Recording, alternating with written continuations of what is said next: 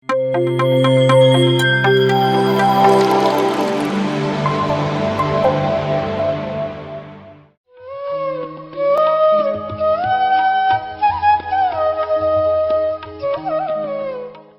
ವಾಸುದೇವನ ವಸ್ತು ಪ್ರಥಮ ಕ್ಷೇತ್ರದ ಅಧಿದೇವತೆ ಆಗಿರ್ತಕ್ಕಂಥ ನಿರ್ಗುಣ ಸ್ವರೂಪ ಶಿವರಿಗೂ ಪೂಜ್ಯ ಶ್ರೀ ಶ್ರೀ ಸಿದ್ದರಾಮ ಚೈತನ್ಯ ಗುರುಗಳಿಗೂ ಈ ಸಭೆಯ ಮುಂಭಾಗದಲ್ಲಿ ಉಪಸ್ಥಿತಿರ್ತಕ್ಕಂಥ ಭಗವಂತನ ಅಂತಃಕರಣ ಶುದ್ಧಿಗೆ ಸಾಕ್ಷಿ ಆಗಿರ್ತಕ್ಕಂಥ ನಿಮ್ಮೆಲ್ಲರಿಗೂ ಶರಣಾರ್ಥಿ. ಇಂದು ಅನಿವಾರ್ಯವಾಗಿ ನಾವು ಈ ಕಾರ್ಯಕ್ರಮದಲ್ಲಿ ಸಂಧಿಸಬೇಕಾಗಿದೆ. ಇದು ಭಗವಂತನ ಸಂಕಲ್ಪ. ಯಾವುದು ಕರೆಯದೇ ಬಂದಂತಹ ಭಾಗ್ಯವೋ ಅದು ಭಗವಂತನ ಪ್ರೇರಣೆ, ಕರೆದು ಬಂದಂತಹ ಭಾಗ್ಯ ಅದು ನಾವು ಮಾಡಿಕೊಂಡಂತಹ ಸಂಕಲ್ಪ. ಇಂದು ಈ ಕಾರ್ಯಕ್ರಮದ ವಿಚಾರ ವೈಚಿತ್ಯತೆ ಏನು ಸಭೆನೂ ಗೊತ್ತಿಲ್ಲ. ಒಂದು ಅಂಶ ಹೇಳಿದ್ರು ಧ್ಯಾನ ಸ್ಥಿತಿಯಿಂದ. ಆ ಧ್ಯಾನವನ್ನು ಹಿಡಿದು ನಾನು 2 ನಿಮಿಷದಲ್ಲಿ ತಿಳಿದಷ್ಟು ಮಟ್ಟಿಗೆ ಒಂದೆರಡು ನುಡಿಗಳನ್ನು ನುಡಿದು ನನ್ನ ಆಶೀರ್ವಚನಕ್ಕೆ ವಿರಾಮ ಕೊಡ್ತೀನಿ. ಇರುವಾರು 84 ಲಕ್ಷ ಜೀವರಾಶಿಗಳಲ್ಲಿ 84 ಲಕ್ಷ ಜೀವರಾಶಿಯನ್ನು ಮೀರಿ ವೃತ್ತಾಕಾರದ ಒಂದು ಸಾರಾಂಶವನ್ನು ತಿರುಗಿ ಪುಣ್ಯದ ಫಲದಿಂದ ಸಂಚಿತವನ್ನು ಕೂಡಿ ಈ ಬ್ರಹ್ಮಾಂಡದ ಅಂಶವನ್ನು ಕೂಡಿಸಿ ಪಿಂಡಾಂಡ ಒಂದು ಅಂಶವನ್ನು ತಾಳಿ ಬಂದಂತಕ್ಕಂತಹ ಜೀವಿ ಅಂತಂದರೆ ಮನುಷ್ಯ ಜೀವಿ.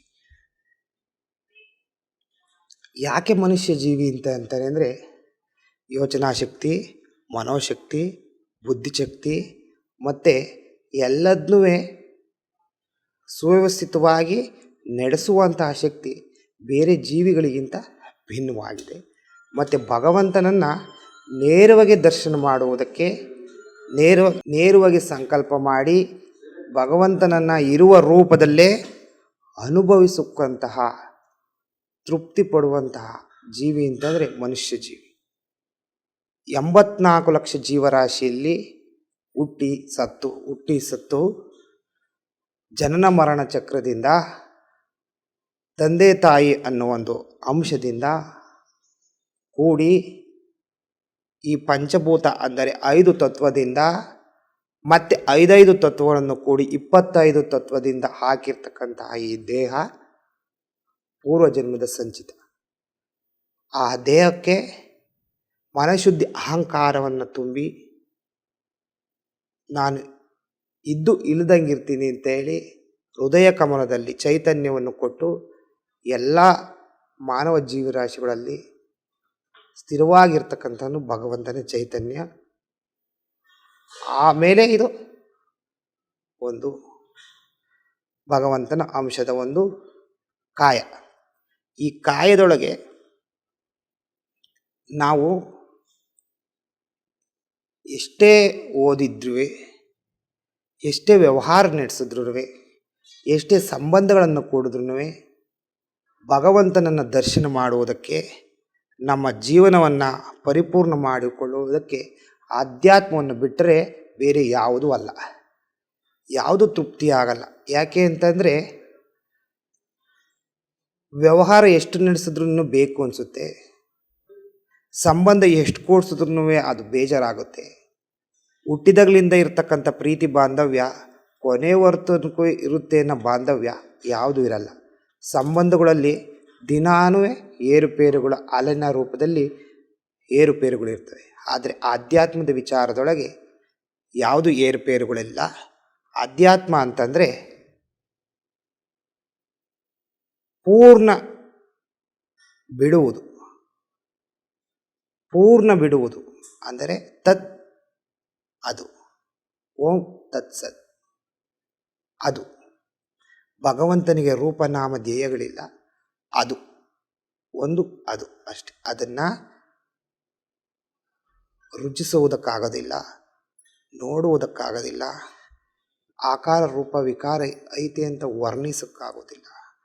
ಸಿಹಿಯನ್ನು ಹೇಗೆ ತಿಂದಂಥ ಕಾಲದಲ್ಲಿ ಸಿಹಿಯಾಗಿತ್ತು ಅಂತ ಹೇಳ್ಬೋದು ಅಷ್ಟೇ. ಭಗವಂತ ಹಿಂಗಿದ್ದ ಅಂತ ಅವ್ರು ಅನುಭವ ಮಾಡಿ ಅದನ್ನು ಸಾಕ್ಷಾತ್ಕಾರ ಪಡಿಸ್ಕೋಬೇಕೆ ಹೊರತು ಬೇರೆ ಏನೂ ಆಗಲ್ಲ. ಆ ಸಾಕ್ಷಾತ್ಕಾರ ಮಾಡ್ಕೊಳೋದಕ್ಕೆ ನೀವು ತಗೊಂಡಿರೋ ಒಂದು ದಾರಿ ಧ್ಯಾನ. ಈಗಿನ ಕಾಲಘಟ್ಟದೊಳಗೆ ವ್ರತ ಮಾಡುವಷ್ಟು ಯಾರೂ ಸಮಾಧಾನ ಒಂದು ಮನಸ್ಸಿನುಳ್ಳವರಲ್ಲ. ಇಲ್ಲ, ಸಾಧು ಸನ್ಯಾಸಿಗಳ ಥರ 24 ಗಂಟೆ ಭಗವಂತನನ್ನೇ ಅನುಷ್ಠಾನ ಮಾಡುವಷ್ಟು ಚೈತನ್ಯ ಆಗೋದಿಲ್ಲ. ಮನಬುದ್ಧಿ ಚಿತ್ತ ಅಹಂಕಾರ ಪಂಚೇಂದ್ರಿಯಗಳನ್ನು ನಮ್ಮ ಹಂತದಲ್ಲಿ ಹಿಡಿದಿಟ್ಟು ನಮಗೆ ಬೇಕಾದಂಥ ಅನುಷ್ಠಾನ ಮಾಡುವಷ್ಟು ನಮ್ಮ ಮನಸ್ಸು ಪಕ್ವವಾಗಿಲ್ಲ. ಆದರೆ ಶಾಸ್ತ್ರ, ಪುರಾಣ, ವಿದ್ಯೆ, ಅಧ್ಯಾತ್ಮ, ನೇಮ, ವ್ರತ ಜಪಗಳನ್ನೆಲ್ಲ ಹೊರತುಪಡಿಸಿ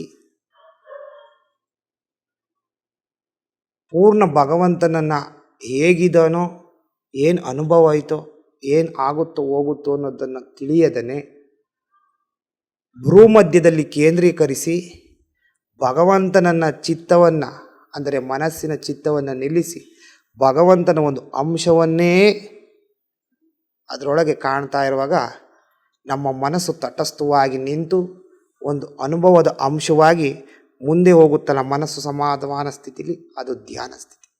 ಅಂದರೆ ಕಣ್ಣು ಮುಚ್ಚಿ ಭ್ರೂಮಧ್ಯದಲ್ಲಿ ಮನಸ್ಸನ್ನು ಕೇಂದ್ರೀಕರಿಸಿ ಚಿತ್ತವನ್ನು ಯಾವ ಕಡೆನೂ ಅಲುಗಾಡಿಸದಲ್ಲೇ, ಹೇಗೆ ಧಾರಾಪಾತ್ರೆಯಿಂದ ಬಿದ್ದಂಥ ನೀರು ತೈಲಾಗಾರದಂತೆಲ್ಲಿ ಬಿದ್ದಂಥ ಎಣ್ಣೆ ಹೇಗೆ ಒಂದೇ ದಾರವಾಗಿ ರೂಪ ಇರುತ್ತೋ, ಅದೇ ಒಂದೇ ದಾರದಲ್ಲಿ ಭ್ರೂಮಧ್ಯದಲ್ಲಿ ನಿಂತಾಗ ಮಾತ್ರ ಧ್ಯಾನದ ಅಂಶ ಪೂರ್ಣತೆ ಕಾಣ.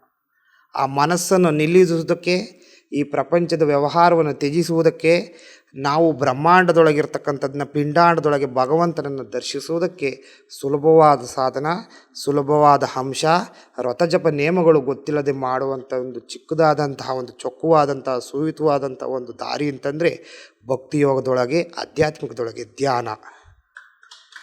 ಈ ಧ್ಯಾನ